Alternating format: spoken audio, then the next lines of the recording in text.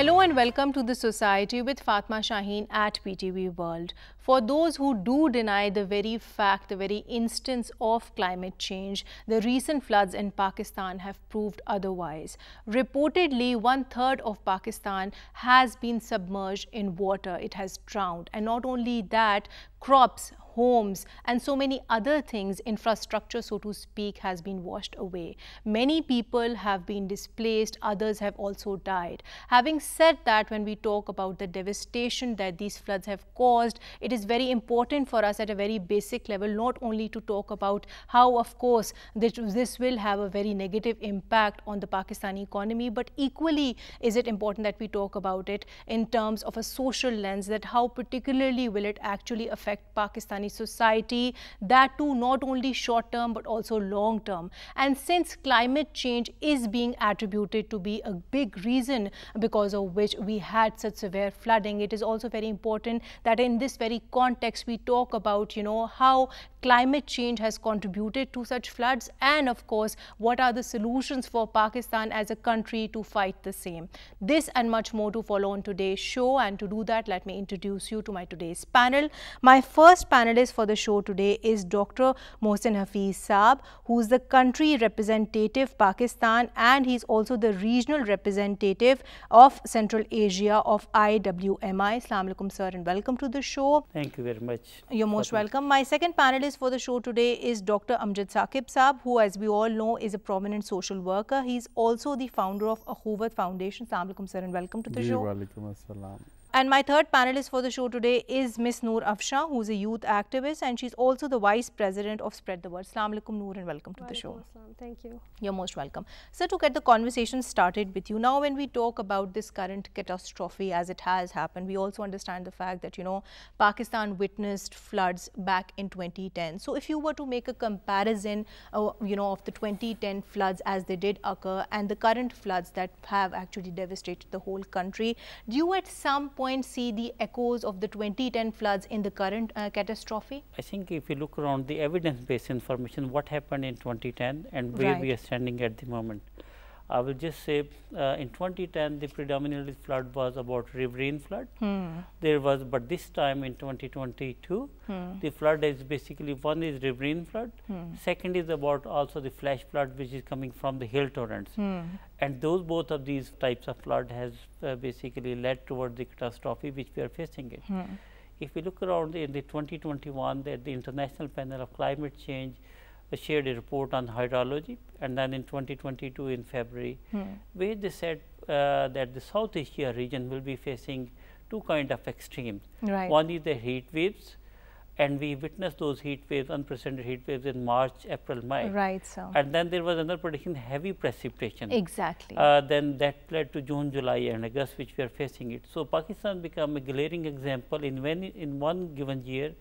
We are facing the floods and then the droughts at the same time. You very rightly so mentioned, the unprecedented heat wave that we saw, and then of course the very heavy monsoon rainfall, that too coming at a time that was very unusual from the different. So couldn't we as a far-sighted nation have been alert about this and perhaps acted in a more timely manner?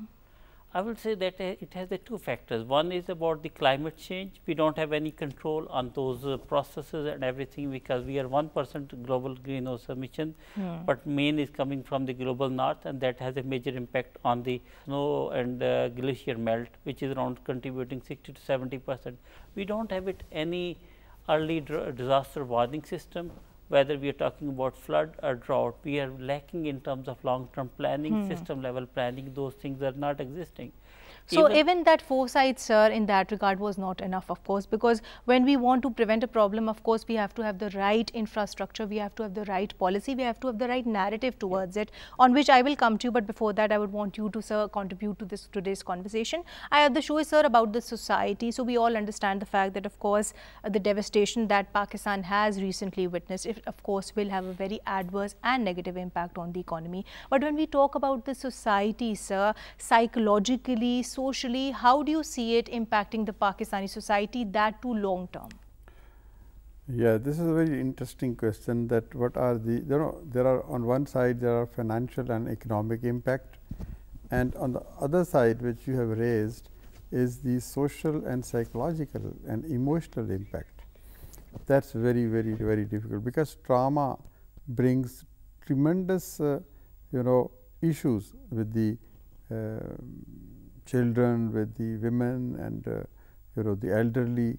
So, trauma of displacement, trauma of losing everything, trauma of losing home, trauma of losing your dears and nears, trauma of losing your livestock, which is your bread and butter, of course, trauma of seeing your fields absolutely devastated. So, you can give them food, you can give them shelter, you can give them medicine, but what about this psychological and emotional setback? Of course, sir. So, mothers seeing their small children drowning. So, even children have seen children being swept away. There was this video I was seeing on social drowning. Right, it's so sad. I sad with them beyond words. This is, you can rectify or you can provide the remedy for financial losses, of course, but you can't give them that love and empathy and caring. Of course, that sentiment that goes unmatched. So, I think now the point is, at one side we should make up their losses, but at the same time, through our psychologists, psychiatrists, social workers, sociologists, teachers, students, they must go visit and share. I just give you one example. Right, I went to flood affected areas, DG Khan and Rajanpur.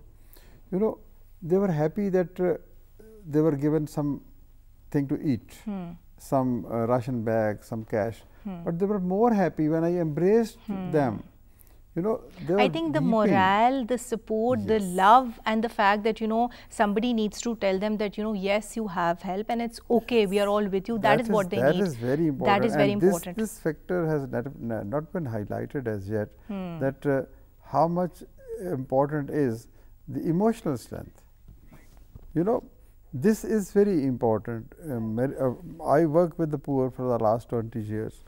So, my feeling is that they need friendship. Of course, they are isolated. Right. So, they need some words which could give them hope. Right, sir. Your point is noted, on which I'll come to you, Ms. Noor. I think when we talk about this issue, of course, we must also talk about the fact that, there are a lot of people who have been displaced, but within that population, those who are already marginalized, especially women and children, of course, we can't ignore the fact that they have been hardest hit. So when we talk about this, and as per, estimates, it has been said that, 8.2 million is that of women of reproductive age. So when we talk about these issues, why is it so important that we look at it from a gender lens, more specifically when it comes to our relief and rescue efforts? The vast majority of Pakistan and the media as well sometimes fails to consider, because women are the marginalized communities. They're the ones that usually feel neglected in these circumstances of crisis.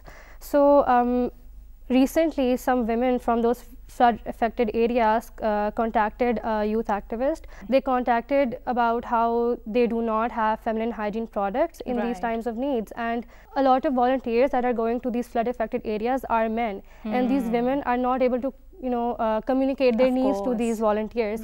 And that's when we fail to realize that these women need access to these organizations that are helping these flood affected areas. And so, in addition to that, I was going through this survey that which suggested that a lot of women are actually expecting, they are pregnant. So they would be needing that care, which of course women need. So in such circumstances, when we talk about relief and we talk about rescue, it is very important that all these specific healthcare needs of women, more so when it comes to maternity, those are also taken care of. I was just reading the stats how thousands and thousands of women, these pregnancies have resulted in miscarriages, and that's because relief has not been provided for them. It was obviously not seen, it was not foreseeable. Our immediate thought is that we need to provide food, we need to provide water, we need to provide clothes, but we fail to understand that of course there is a strata of the society which has specific needs, and that is something which also needs to be looked into. Exactly. Sir, coming to you, I think we must also talk about, of course, your work with the government, which of course in itself is very commendable. So when we talk about the government's work, when we talk about your work, because we all understand that we are in this crisis together, so we need to tackle it together at the end of the day. So what work are you doing with the government as of now in order to help it actually understand that what is the level of the damage? Because because I think any relief effort would be mundane until unless you know that, this is the area that we need to target, these are the number of people that we need to go to, and these should be our goals at the end of the day. As a knowledge institute, we are working to utilize that the state-of-the-art satellite technology, the remote sensing satellite imagery around 10-meter resolution, to understand that one in particular area, what was the extent before that the flood, and then what happened during the flood, how much area is under the flood, and what kind of the infrastructure damages are there, and where we are standing in terms of now. And those damages could be assessing it in, because physically it's not possible to access those areas. Right. So we are getting a larger picture of that one into the DG Khan, into this in part of this KP in Tank and Dera Ismail Khan, and as well as in Balochistan, to assess on the larger extent and see how much crop area is damaged, and then utilizing, giving the guidance and information to the government, so that the government will have a better planning, and when they are planning the relief effort, at least they know the extent of the flood damage, right, and sir. they could make the right step, and then send the right people to do that kind of the flood relief efforts and everything there. Right, sir. And sir, in this regard, it's very pertinent to mention that, of course, amongst the various efforts that the government has put forward, Prime Minister Saab has also established the National Flood Response and Coordination Center, which is a very important institute because it has that very important task of coordinating the efforts amongst the government institutions, the disaster management activities, as well as the donors, so that, of course, there is seamless rehabilitation of the flood effectives. Now, when we talk about, centers like these, when we generally talk about, all the initiatives that are being taken by the current government, at the end of the day, practically, since you are an expert on climate change, how long do you feel will it take us to go back to the situation that it existed before the floods actually came? Because I think these are the issues of concern that we need to look at, so we, make our policy so that we, streamline efforts accordingly. I will say that it really depends on the region. Let's take the example in Balochistan, there are 25 damages has been breached, and it took almost 20 years to build those dams. And now when those dams are breached, it will take another 3 to 5 years. We need to assess on that one, do we have enough funds, because right now everyone is focusing on a relief effort. But once that one in 6 months time the things settle down, then we need to think about how much infrastructure has happened there, the damages are happened for the infrastructure, and then saying it, how we could improve those infrastructure to become so that infrastructure is more climate resilient. And in that regard, when I say the climate resilient, what that means, this year the rainfall was 1 in 100-year frequency, or even sometimes more. So the infrastructure typically was built for 1 in 25 years, 1 in 50 years. If the rain will fall within that 50 years period of time, so the infrastructure will be able to cope. But now we need to think about climate resilient infrastructure. That means that the houses need to be built to deal with those So not only houses, I feel so many other things at the end of the day. On which, sir, I'll come to you. I understand that you are also doing, commendable work in your own right, part of which is, of course, very geared towards providing the affectees immediate relief, so to speak, and of course, part of which is also geared towards giving them rehabilitation. So how does this whole equation work, sir? Because I know you have that real life narrative. There are 3 stages in any such kind of a catastrophic situation. First is rescue. You rescue people from the flood, from the wherever they are surrounded, and bring them to a safer place. Then number 2, you start relief work. You give them tents, you give them food, you give them medicine, you give them whatever they need. Especially, I actually agree with Noor that taking care of the women and children. Right. So this is the relief work. Rescue has almost ended. People have been rescued and taken to the safer places, relatively safer places. Right, sir. And then relief work is on. NGOs are doing that, local people, local inhabitants of the cities are doing that, government is providing support. So, relief work is going on, medical facilities and all those things. Now, the third stage is about to come, that is rehabilitation. So, the people will then move to their own houses. So, when they will reach their own houses or villages, they will see complete devastation. Right, sir. No home. Where will they stay? And sir, from what I understand, that you also volunteering to give people interest-free loans so that they can build their own houses, which is of course a very important part of rehabilitation, so to speak. Yes, you are right. Now we are dwindling, we are tapering off our relief activities, and now we are trying to gear ourselves and prepare ourselves for rehabilitation. So, we will build homes, we will give them loans to start their business, we will give them interest-free loans for farming, for the purchase of cattle. Because you know, if you do not do all this, what will happen? These people will you know, rush away towards cities, they might start begging, there will be crime, there will be many, you know, riots.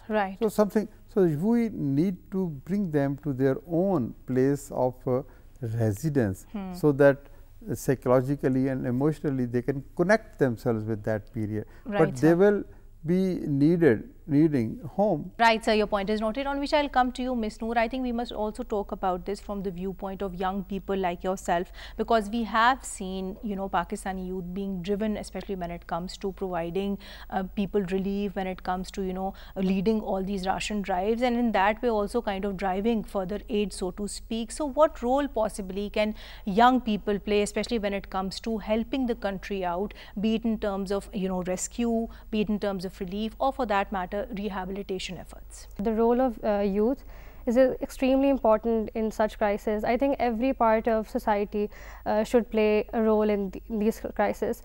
Currently, we are seeing that youths are extremely driven, and this crisis has touched them deep in their hearts. And of course, it's a very sensitive matter, because we see that a vast majority of Pakistan has been affected by the floods. So we see a lot of activists, a lot of regular people, a lot of civilians just reaching out to the flood affected people and helping them in any way possible. Young people working with organization like SIRS, I think that again kind of, you know, kind of has a bigger impact in terms of all your efforts. And also I think a very important role which young people like yourself can play is to talk about this issue, is to raise it, is to use the power of social media to raise awareness, because a lot of times we see that, you know, issues which are not talked about generally on media get a lot of momentum on social media. Like yesterday I was going through my Instagram and I saw that, you know, that this young girl had actually posted, who had visited all these flood affected areas, the actual scenario of, you know, the misery and the issues that people who were actually hit by floods were going through. So I think social media can be that voice for youth, that too in trying times. Sir, coming to you, I think we must also talk about the aftermath, the after effects. And in this regard, I was going through one of your statements on Twitter in which you claim that, you know, one of the biggest problems that Pakistan now might face post this flooding is that of food scarcity, is that of food security. So, sir, how do you, you know, directly link it with the flooding per se? Typically, we grow that the wheat plantation starting from early October to November. So that's the time frame when now the flood is there, and many of the part of the same part of the Balochistan is under flood. And then when the flood happened, like Amjad mentioned about that, when the farmers have lost their livelihood, their cattle, they also they don't have any source of income and everything. Right, sir. And farmer will be, once they are gone back to that one in 2 weeks time, flood water recede, they will not have any source of income. They will not have anything to plant. And then if that's on one hand side, the soil is very fertile, will be there, but they needed some sort of incentive so that they will plant the wheat plantation on time. Typically, Pakistan is getting 10% of the wheat importing from every year from abroad. But this year, if the wheat plantation will not happen at the right time, that will be having a major catastrophe in terms of food security.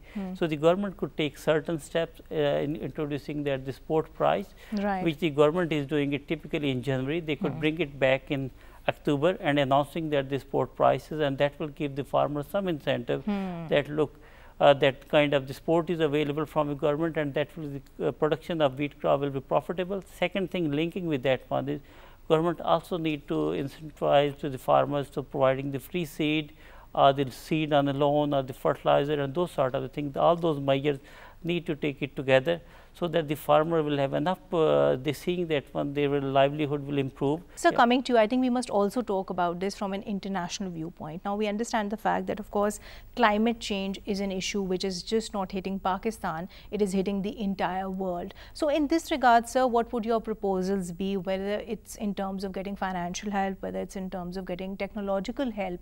What are the things that the developed world needs to do in order to help us fight this climate change crisis? Because unfortunately countries like ours, developing nations, they are hit the most by it. First thing is, we shouldn't fight the environment. We should become friend of the change. As you know, or climatic changes are influencing our lives. So why are we fighting with rivers? 4 months ago, in Kohe Suleiman, in Tonsa and DG Khan and Rajanpur areas, we were praying for rains. And only 3 months later, we are cursing ourselves. So if we need rain, we should have dams, we should have ponds. Water is a blessing. Of course. But we should know how to deal with that. It's a very interesting question which would arise since we are talking about real life narratives here, since you have had that benefit of visiting all these areas, most of them at least. So how do you find the morale of those who are being affected in terms of them being able to get help? Are they like kind of hopeful in that regard? Do they feel that, you know, this is perhaps the beginning of promises that could be possibly fulfilled? You know, it's both. It's the combination of despair, hopelessness, pain, anguish, anxiety, depression. This is on one side. But at the same time, human being is a resilient entity. So every new day is a new day. So he wants to start afresh. So we have seen, this is not the first time that the floods are coming. Since 72 years of our life, there are many floods, and people have confronted those floods. They have come out of those situations, and that is the point. You know, how to convert this despair into hope. Right, sir, your point is noted. On which I'll come to you, Ms. Noor. I think we must also talk about the very pivotal role of media in this regard, more so when it comes to giving screen space to floods, of course, and that too doing it in the right manner. So as a young person in Pakistan, how do you analyze the Pakistani media, be it electronic media, be it print media, and generally I think social media, which is being very rampantly used by everybody to talk about this issue, more so when it comes to putting forward the right narrative, because I don't think that there's any denying to the fact that, you know, enough screen space is not being given to floods. Yes. I think if we talk about mainstream media, we have seen how mainstream media covers these situations of crisis. We often see these issues being sensationalized, the issues of the affected people being highlighted, and how miserable they have been after the flood. But I think it's important to mention how important it is to, in the narrative building, basically it's very important. We do need to highlight how the flood affected people how they're surviving and in what ways they need help. But at the same time, it is important to highlight how different parts of society have been helping these people, and how hopeful these people are in, you know, recovering from these situations. Definitely the situation is extremely severe, but we do need to constantly mention how different parts of society, like the civil society, the government, the youth activists, have been helping these people, because that does inspire other people. Right. I think the narrative needs to be more survivor centric, as opposed to being victim centric at the end of the day. And I think this is an issue that we generally see with regards to coverage of other issues too, because I think the way you're reporting it, the way you're projecting it, the solutions that you're putting down, that of course kind of changes the nature of the whole debate too. Yes, exactly. And moving on from that, if we talk about social media is a completely different side of media, and over there the discussions are completely different. Youth is more active over there, so we see youth bringing up different facets of the crisis to the public. They are constantly analyzing and criticizing the situation, and they are constantly mentioning in what ways the relief should be provided, in what ways the government should help the flood affected people, and in what ways the international communities are supposed to be helping these people, and apart from that the civilians and the military as well. So that's a very important thing that, you know, Sir, she's raised a very important question which I think would be very relevant for you on the panel today. You know, this is the choice of the people. There are relief funds created by federal government, by provincial governments, by NGOs. So everything is available. This is a people. If they trust government, they should give to government. If they trust any other entity, they should go and support there. So This is not a question, this is personal choice. Do you wanted to add something to this? I wanted to add, he was mentioning about data system. I wanted to mention how important it is to have a centralized data system, which was an idea that was introduced by this person, Warda Noor. She has been working on this tirelessly as well, and she mentioned how important it is to have a centralized data system where we mention the number of people that have been affected by the floods and the beneficiaries, the people who have been directly contacted, the people who have been provided relief. So we have a record. Sir, coming to you, I think we must also talk about, this recent statement with the UN Secretary General said that, today it's Pakistan, tomorrow it can be any other country. So what are the lessons that we need to learn more so when it comes at a societal level?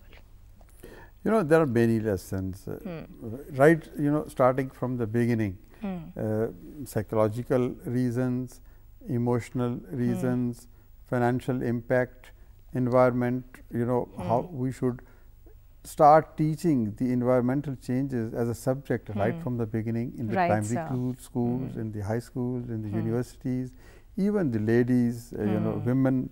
So how to confront this? Then again, how to plant more trees, how to be more resilient. We should impose our rules and regulations and the law very strictly.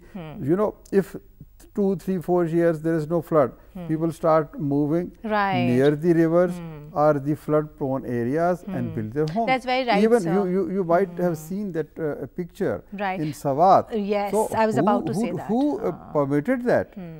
How was it I think built? Again, sir, going back to the basics, something that you earlier said, that better planning, better governance, and of course strict implementation of laws. And this is something that we do see in the Western world as well. And I think in this regard, industries also have a very important role to play. Corporations, companies, because that element of entire corporate social responsibility, that is something that needs to kick in here. Industries need to do their work, but they need to do it at a cost which doesn't adversely impact the environment. So how do you feel can these competing interests they be balanced? Yes, so there are different ways in which they can contribute. Of course, while we're discussing the role of government, the civilians and international communities, we do need to discuss the role of the corporations and even the international corporations that play a role in the impact that the climate change has in Pakistan. So first of all, we need to consider the corporation social responsibility. SCCP has a set allocation standard that every corporation needs to have 1 to 2% allocation. Currently, there is no set established legal framework that ensures that these allocations are being monitored, corporations are doing their part. So I think first of all, we need to take care of that, and government needs to play a role in that as well. And secondly, we need to also consider that corporations, they make huge amounts and they do take a lot from these communities as well, especially these communities that have been affected by the flood, Balochistan and the other areas. They hire these people who are from these communities and they take their labor. So now is the time when they contribute back to those communities. They need to increase their their allocation. First of all, more than 2%, which is a very less percentage given the economic crisis that Pakistan is seeing. Sir, I'll come to you. I think what would your takeaway message be in this regard, especially when it comes to tackling climate change, because climate change is something which is being associated, of course, as a cause of the devastating flood that Pakistan did witness. So what are the things that we need to work on? Mitigation is something that we are working on. Do you feel that the focus also needs to shift on adaptation? Absolutely. First of all, learning, then understanding, and then making a commitment that what we have learned we are going to implement, then sharing, then teaching our younger generation, students, that what changes we are expecting in future. Then of course there are laws. If there are no laws, we should create more laws. And then in real enforcement and the governance issues, all these things provide an opportunity as well. These challenges are just not a test. These are also opportunities to learn, to correct our way of thinking, to correct our way of living. And especially I am very fond of planting trees. Trees, we should, why shouldn't we make it a law that every Pakistani would plant at least 2, 3, 4 trees every year? And this is a voluntary act. So the beginning is raising awareness. Right, sir, your point is noted, on which I'll come to you, Ms. Noor. And to conclude today's show, what would your concluding comment be in this regard, especially when it comes to, you know, adopting a more eco-friendly kind of a lifestyle, because this is something that, you know, that we need to do, because we all need to, in our own individual capacities, make that contribution to fighting off climate change. Yes, I think the youth is, as we're seeing that youth is very active these days. They're having their own startups, they're having their own small businesses. I think in current times, the youth needs to be cognizant of the fact that whatever new idea they're coming up with, it's eco-friendly. They're raising awareness. Youth is very active on social media, and they practically own the social media. Their voices are, they're never left unheard. So they need to raise awareness on these matters. Youth is very active on, you know, managing to analyze each situation very critically. And I think in this regard, young people need to educate others about the basically issue of climate change, because I do feel that, you know, there is that strata of the society today in Pakistan as well who are actually climate change deniers. They don't accept the fact that, you know, this is a serious problem at the end of the day. So I think in this regard, young people, if not anything, they can actually come forward to educate people, because I think we do have international examples too in this regard. Remember Greta Thunberg? She was the one who at the age of 16 actually started that global you know, climate strike, which is now being celebrated every year on September 23rd. So maybe, you know, such momentums, they need to continue, of course, in that regard. Yes, exactly. And she is a great example. And adding to that, I think the youth, they're constantly in touch with even remote communities in Pakistan. So it's very easy for them to have access to those and get in touch with those people, and how they can, you know, how we can provide to those communities as well. And of course, we can bridge that gap and educate people all over Pakistan, and not just those who are around us, not just those people, those remote communities that are living around us. We can contact very remote communities, even minorities, because minorities, women, children who have been affected, these are the strata that is left, you know, outcasted in such crisis. This is exactly what I was saying earlier, that I think the focus needs to be there, of course, for everybody who is affected, but more so on the marginalized sections of the Pakistani society. On which note, I would like to conclude today's show. Thank you so much, Dr. Mohsen. Thank you so much, Dr. Amjad Saab. Thank you so much, Ms. Noor Afshan, for being here with us today. Well, to conclude today's show, we generally spoke about the devastation that has been caused by the floods in this regard. It is very important that all of us individually as well as collectively come forward to donate and do whatever we can for all those who have been affected. In this regard, a very important responsibility also lies on international community, considering that, you know, this is being attributed at a very basic level with climate change. The responsibility on the international community now surmounts to not only providing developing countries like Pakistan with financial assistance, also with technological assistance, and last but not the least, a very important and a very serious pledge to cut down on their emissions. On that note, signing off for today. Until next time, take care and Allah Hafiz.